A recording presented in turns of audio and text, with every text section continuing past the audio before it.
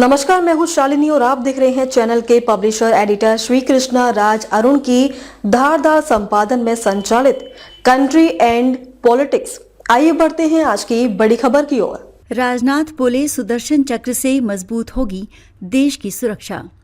Operation सिंदूर को ध्यान में रखकर आगे की चुनौतियों के लिए तैयार रहे सेना। रक्षा मंत्री राजनाथ सिंह ने कहा कि भारत का स्वदेशी एयर डिफेंस सिस्टम सुदर्शन चक्र देश की सुरक्षा में महत्वपूर्ण भूमिका निभाएगा। दिल्ली में आयोजित एयरफोर्स कमांडर्स कॉन्क्लेव में गुरुवार को रक्षा मंत्री ने भाग लिया। उन्होंने वायुसेना के शीर्ष अधिकारियों से कहा कि ऑपरेशन सिंदूर से मिले रणनीतिक और ऑपरेशनल संबंधी सबक को ध्यान में रखकर भविष्य की चुनौतियों के लिए तैयार रहें।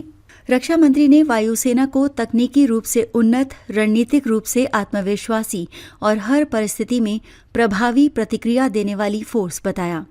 कॉन्क्लेव में chief of defence staff general Anil Chauhan, air chief marshal AP Singh और वायुसेना के वरिष्ठ अधिकारी मौजूद रहे।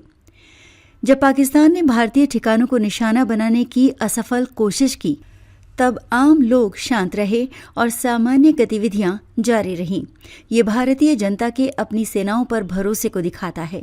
ऐसी स्थिति में लोगों का संयम देश की तैयारी और क्षमता पर विश्वास को दर्शाता है। रूस यूक्रेन युद्ध, इजराइल हमास संघर्ष, बालाकोट एयर स्ट्राइक और ऑपरेशन सिंदूर से स्पष्ट है कि आधुनिक युद्ध में एयर पावर केवल सामरिक नहीं बल्कि रणनीतिक साधन बन चुकी है। इसकी ताकत गति, आश्चर्य और त्वरित प्रभाव में है, जिससे राजनीतिक नेतृत्व को भी स्पष्ट संदेश देने में मदद मिलती है। रक्षा मंत्री ने कहा कि स्वतंत्रता दिवस पर प्रधानमंत्री नरेंद्र मोदी द्वारा घोषित सुदर्शन चक्र को भविष्य की जरूरतों के अनुरूप विकसित किया जा रहा है। ये सिस्टम भारत की लेयर्ड एयर डिफेंस क्षमता को मजबूत करेगा। इसमें सेंसर, हथियार, प्लेटफॉर्म और कमांड एंड कंट्रोल सिस्टम का एकीकरण होगा ताकि हवाई खतरों पर समय पर प्रतिक्रिया दी जा सके। युद्ध का स्वरूप अब तकनीक और नवाचार पर आधारित है। साइबर युद्ध, आर्टिफिशियल इंटेलिजेंस, ड्रोन, सैटेलाइट निगरानी और स्पेस टेक्नोलॉजी इसकी अहम कड़ियां हैं। ऑपरेशन सिंदूर तीनों सेनाओं के संयुक्त संचालन का उदाहरण है। उन्होंने भविष्य की चुनौतियों से निपटने के लिए सेनाओं के बीच बेहतर तालमेल और समन्वय पर जोर दिया। खबरों में अब तक के लिए बस इतना ही। फिर होगी आपसे मुलाकात, तब तक के लिए नमस्कार।